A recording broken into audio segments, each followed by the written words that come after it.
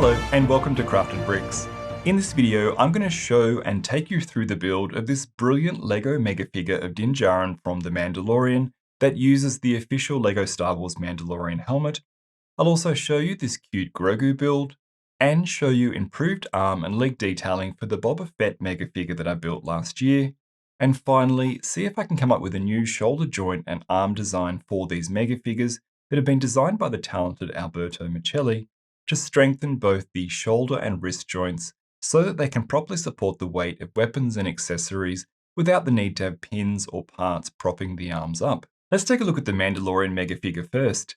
As mentioned, this custom LEGO model has been designed by Alberto, also known as Albo.Lego, and if you like what you see in this video and you would like to build this model too, Alberto has instructions available for purchase that you can download from Rebrickable, and I'll put a link to this page in the description of the video. The build requires 2,174 parts, and I found the building instructions provided by Alberto to be incredibly easy to follow. Steps 1 through to 66 have you building this waist section of the model. Then steps 67 to 162 result in the left leg, and then steps 163 to 249 have you completing the right leg. I really like all the fine details that Alberto has included on the legs for this LEGO version of the Mandalorian. As I'm showing here, the two legs socket into the central part of the waist assembly and can swing open like you'd expect for a regular size set of LEGO minifigure legs. I do notice that Alberto has improved the leg swivel joint design.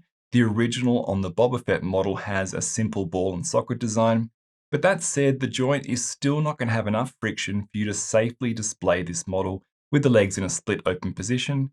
Alberto has thought of this, however, and that's why he's included a locking axle that once inserted and with the legs fitted, locks the legs in a standing position, and this is a stable configuration for the legs to bear the weight of the torso, arms, and head. Moving on, steps 250 to 429 have you building the torso, and to me this is stunning and was a delight to build and see come together. I love the use of the silver drum lacquered elements to represent Mando's Beskar armor, and I think the detailing of the belt and ammo sling looks superb. At the top, you can see the neck assembly where Mando's helmet will socket into. Then on the side, you can see one of the sockets for the arms. And at the rear, there's a studded section that will allow you to attach the cape or jetpack depending on what you build. And finally, on the underside, you can see the voids that the waist assembly will socket into. Steps 430 to 496 result in the right arm. And then steps 497 to 563 have you completing the left arm. I notice Alberto has improved the design of the arms versus what I built for Boba Fett. The main elbow structure is more solid, and there are no parts that are at risk of easily falling off. I've opted for the arm shoulder joint that uses a brick rotation socket and ball loop pin joint arrangement as per Alberto's instructions, as this is a-okay for supporting the arms in most positions for display like you're seeing here. But this shoulder joint is not strong enough to support the arms in a raised position or with an accessory like the dark saber that Alberto has also designed for this model, and I'll show you a solution for this issue later in the video. Steps 564 to 581 have you building the two hands. I've slightly modified Alberto's design to allow me to add a 2x4 plate with slope elements to the inside of each of the hands to give them a more rounded look like minifigure hands that we're used to. I find the squared off look of the hands as per the instructions to look somewhat odd. Unfortunately, to do this, however, I have had to tack these pieces in so that they sit perfectly flush at the top and the bottom of the hands. I've tried lots of different ways with various brackets and studded bricks to get these inside plates attached normally, but there's always an odd offset, so I'll just have to live with the tacked-in approach. I also later on modified the lower arms to use a different circular element for the wrist and a 4L stop axle versus a 3L pin, as this is a stronger set of elements to use to support the hand. Steps 582 to 622 have you building Mando's cape, which is made up of a complex layering of plates and looks very good. And the final part of the build is to remove the base from the official LEGO Mandalorian helmet and add plates and a 4x4 round brick to the underside of the helmet to allow it to be socketed onto the neck of the torso of the model. With all the elements assembled, this is nothing short of a spectacular model.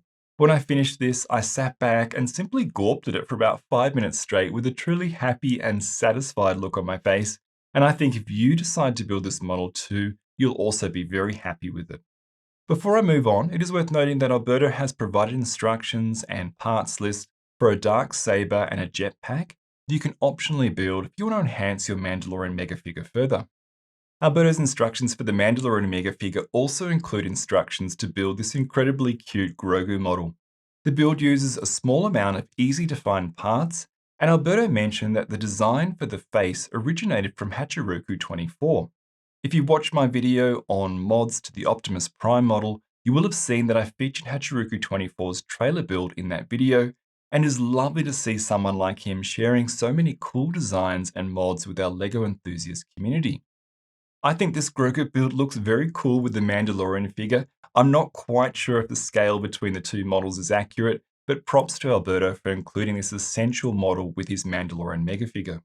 As for the Boba Fett Mega Figure, I built this last year and I've been incredibly happy with it, but Alberto has designed and published instructions to update the leg and arm details of this original Boba Fett Mega Figure with screen-relevant details as seen recently in the Book of Boba Fett. For both the left and right legs, Alberto has added the knee rocket darts and improved the look of the knee armor.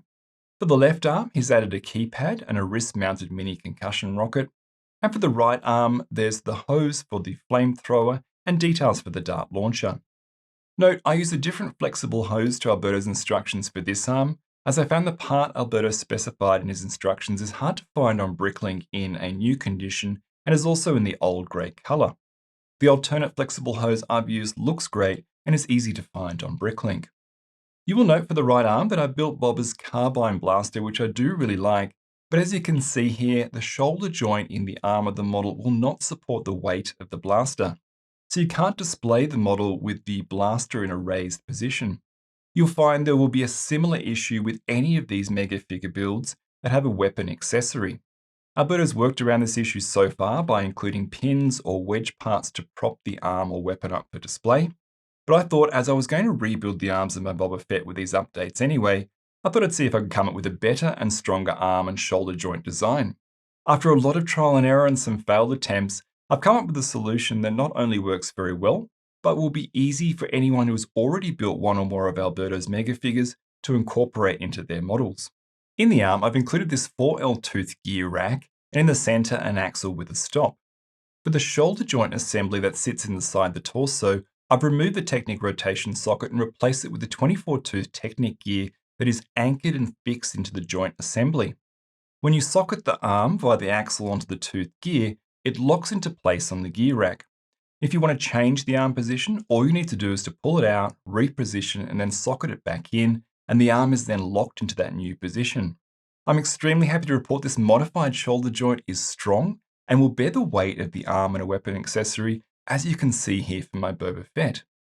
In addition to the alternate arm shoulder joint, I modified the lower section of the arm to go with the improved, stronger design that I noted for the Mandalorian Mega Figure build, and I included a series of 1x2 bricks with a cross-axle hole, a larger circular wrist element, and used a 4L axle with stop, which has resulted in a much stronger wrist joint, which again helps to properly support a weapon accessory. I'm going to be providing a studio model of my improved arm design to Alberto. He may use this in his future Mega Figure designs, and/or publish a mod that will allow anyone who has already built one or more of his Mega Figures to upgrade their models if they want to. This is of course completely optional. I'm just very happy that I've been able to fix my Boba Fett model and provide Alberto with a mod or improvement idea that he may use or perhaps even improve upon.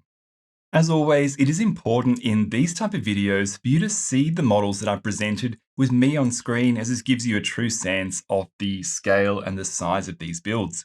You can probably tell I'm extremely happy with them and I feel great being able to share them with you.